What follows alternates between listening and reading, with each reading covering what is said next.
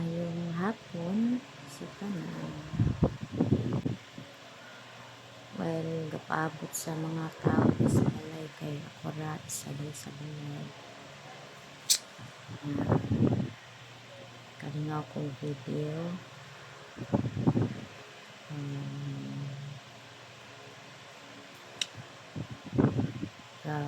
Imot-imot kay balik lang taw na ako ba ang lain nga sistema or kinaiya sa tao. So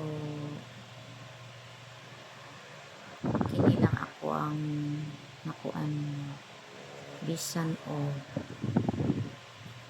unsa ka kamaayo sa ubang tao,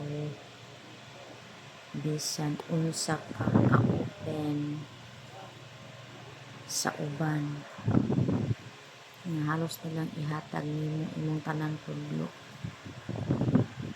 para wala sila ikaingon, ikasaway sa imong nga maot, pero dili dahi gyapon worth it ang imong pagpaningkamot na mamahimo kang tarong sa mata sa ubang tao. So ani na lang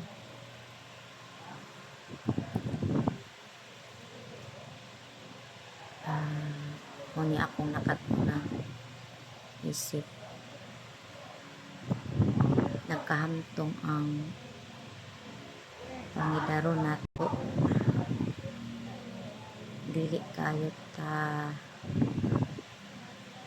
musalig og kinsay atong nahimamat, di nato tanan ikrot ang atong kamaayo kay in case nga naa sila ika-istorya sa imuha, so murag kabalot ta mo control sa atong kaugalingon, masakitan ta pero dili kayo tanto nga mabati nato ang sakit tungod kay kabalot ta mo control o yun na una na nato daan na unsay mga kalungtaran sa mga panghitabo sa palibot. So mao na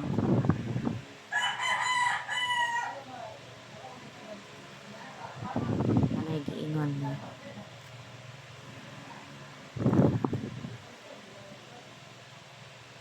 dili ta mamahimong usa ka tinun-an dinhi sa kalibutan kung dili ta kabalo o bagay-bagay sa atong pagkakita. Kana bang kumbaga go with the flow lang ta sa tanan na naa sa imuang palibot ng mga tao, as if lang ka nga